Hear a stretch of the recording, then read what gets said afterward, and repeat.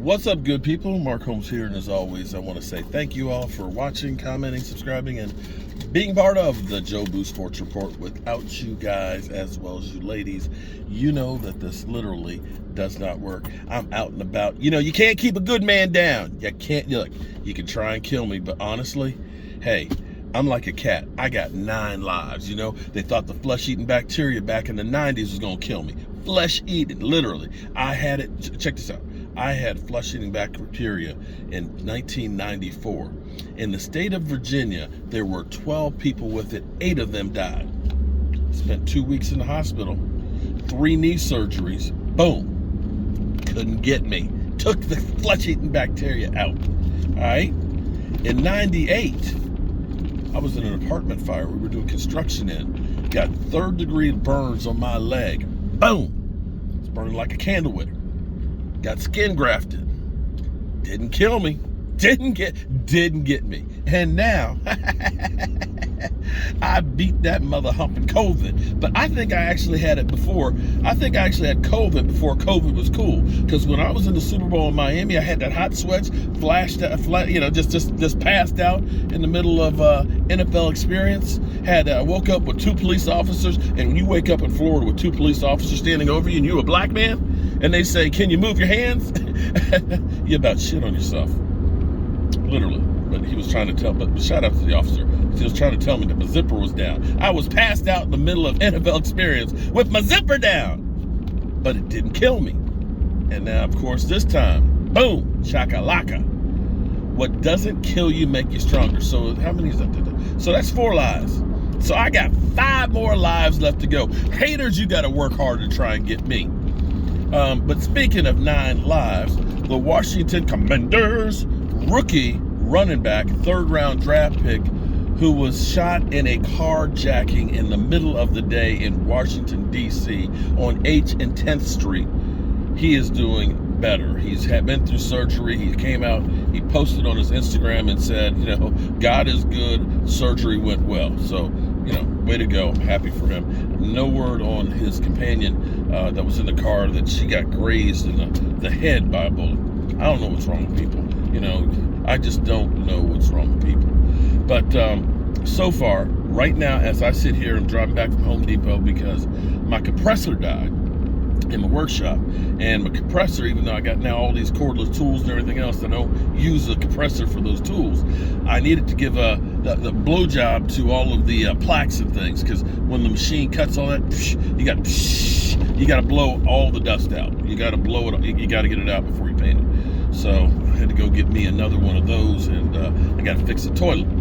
But right now, as I'm going back home to my workshop, it is 11:30. Right now, as I speak, the Dallas Cowboys are taking the practice field. And I'm wondering because we already know about 5 of the cuts. There's 21 more cuts that have to happen.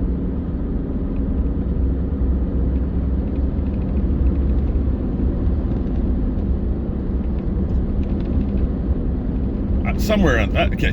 20, I think it's 21 more cuts, okay? 22 more cuts, because they got to cut 27 people. They got 5, so that's 22. 22 more cuts that have to be made to get down to the 53 by 4 o'clock tomorrow. And so I'm assuming, since they're on the practice field there, and we've only heard about 5, that they're going to have some of these guys practice one last time before they let them go. Which is kind of curious because hypothetically, and I don't know if it's a walkthrough practice or if it's a padded practice, I don't know what kind of practice it is. But hypothetically, if you have a guy that you know you're going to cut and he practices today and gets hurt,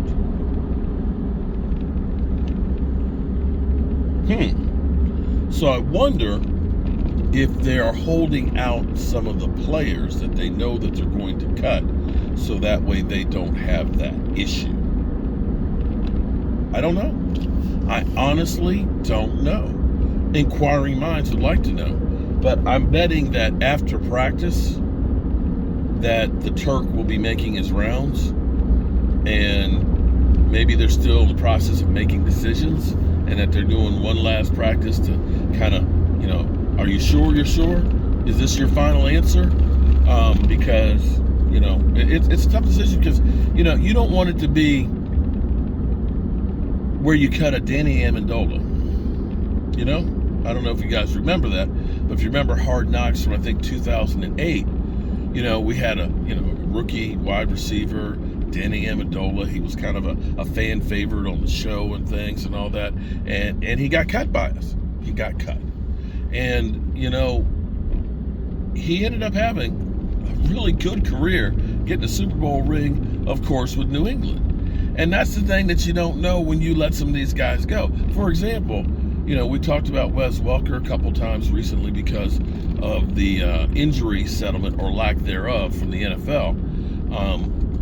For him, that right now he's trying to get disability because he's 41 years old and his body is shot.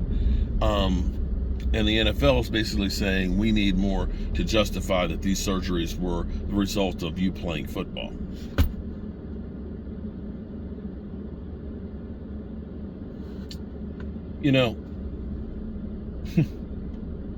Let me give you an example here of something, because this is kind of crazy. Okay, just follow me for a second. When you think about football players and what they do on a daily basis that is inhuman, things that the body is not made to do.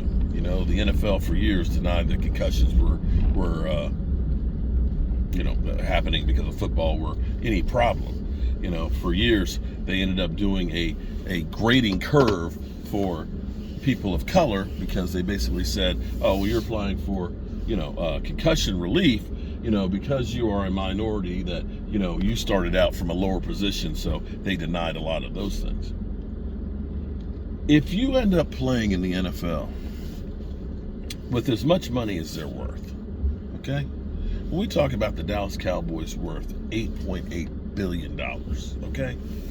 Even the lowly, sorry-ass franchises are worth like 3 or 4. There's only so many players, a couple thousand a year. They should just automatically have health care for the rest of their lives. They're doing hazardous duty.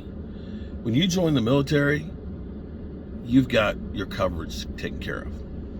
I'll give you an even better one that you look at and say, that ain't right.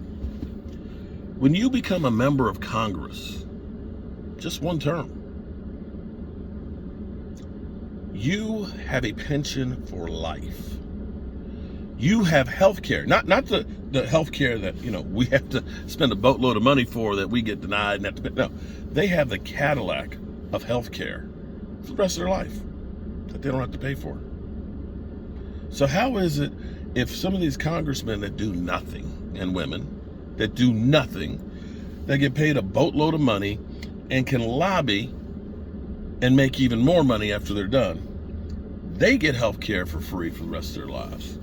How is it these players who are playing for a league that is worth more than a lot of countries, that they can't take care of the people that made them all the money for it? That's the thing that's kind of bothersome to me. But anyway, I digress. You don't want to let go of a guy and find out he's a Danny Amendola, that he ends up playing great someplace else.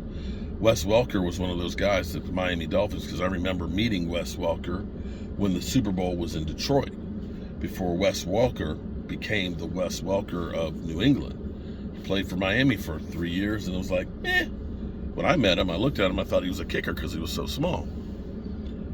But Miami found out the hard way because he was literally killing them twice a year. And that's the problem of cutting guys and the tough decisions of, you keep the wrong guy. And then you find out you let go a Hall of Famer. I'm not saying Wes Welker's a Hall of Famer. I'm not saying that. But did have a couple of 1,500-yard seasons. Did do that. All right, good people. Got to go up here, finish fixing this toilet and get the compressor in here. And I've got plaques and stuff that we're doing. And Joe Barty's. Joe Bart, yeah. The gold. Look, come here. Let me show you. Okay. For all of you Tailgate members that have been a Tailgate member for over a year. Check this out. Look at this. Lord. We're making gold Shobarties. And the only ones of those that you can, the only way you can get one of those is by being one of those tailgate members. And right here, look at this one. Okay, you can't, it looks like a black, I know, you can't tell what it is. But this is my people at the Star when we were down there for Stuart Morrison. There's Mark Torres and his wife. There's my man Brian right there with the peace symbol. There's Michael, there's Damn Gina. You know, we got the whole crowd. Mark Torres, his family and his wife, my wife Tracy. Yeah, all kinds of stuff that we doing. But I gotta go do it. All right, peace.